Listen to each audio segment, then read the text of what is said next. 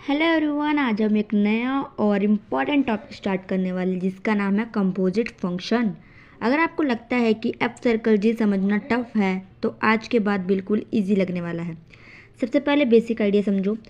Composite function का मतलब होता है एक फंक्शन के अंदर दूसरा फंक्शन, मतलब एक फंक्शन का आउटपुट दूसरे फंक्शन का आउटपुट बन जाता है।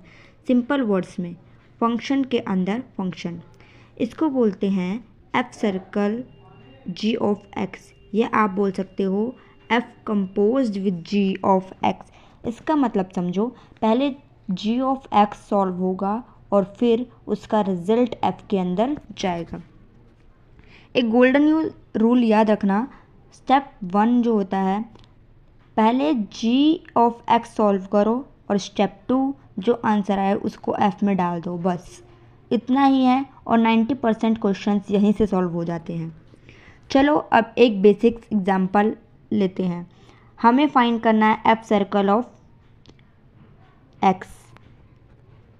Step 1, g of x is equals to x plus 1 and step 2, अब एफ में एक्स की जगह एक्स प्लस 2 डाल दो, तो f of x plus 1 is equals to 2 of x plus 1। तो हमारा आंसर बन जाएगा 2x प्लस 1। बस हो गया आंसर, यही था हमारा answer.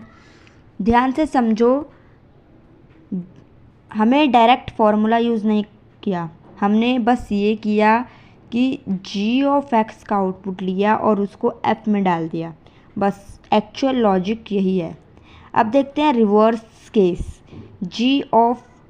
Ji circle f of x, इसको बोलते हैं, ठीक है, आप देख रहे हो ना स्क्रीन पे, यही है, इसी को यही बोलते हैं कि जी सर्कल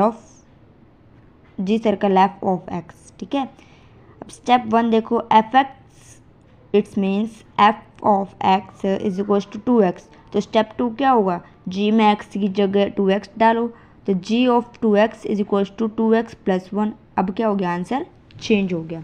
ठीक है, सबसे पहले इम्पॉर्टेंट बात ध्यान रखना कि f circle g not equal to g circle f. अगर ऑर्डर चेंज होगा तो आंसर भी हमारा चेंज हो जाएगा। ये बोर्ड्स में डायरेक्ट क्वेश्चन आता है। इसको रियल लाइफ में समझो, जैसे पहले आप चाय बना रहे हो, फिर उसमें शुगर डाल रहे हो, तो ऑर्डर चेंज करोगे तो प्रोसेस चेंज हो जाएगा। सेम यही कॉन्सेप्ट वहाँ पे भी लगेगा। ठीक है, अब थोड़ा इम्पॉर्टेंट टॉपिक, कंपोजिट फंक्शन तभी पॉसिबल है जब g ऑफ x डिफाइन हो और उसका आउटपुट f के डोमेन में आए। फिलहाल बेसिक्स क्लियर रखो, प्रैक्टिस के साथ ये इजी हो जाएगा। स्टूडेंट्स 3 मिस्टेक करते हैं। सबसे पहले ऑर्डर चेंज कर देते हैं, या दूसरा ब्रैकेट्स हटा देते हैं, और तीसरा क्या कर देते हैं, डायरेक्ट शॉर्टकट्स लगाते हैं। इनसे बचना है आपको। ठीक है, फाइनल रिवीजन कर लो, पहले g ऑफ x और फिर क्या, फिर f। बस ये याद रखो और क्या हो जाएगा, हमारा कंपोजिट फंक्शन इजी हो जाएगा।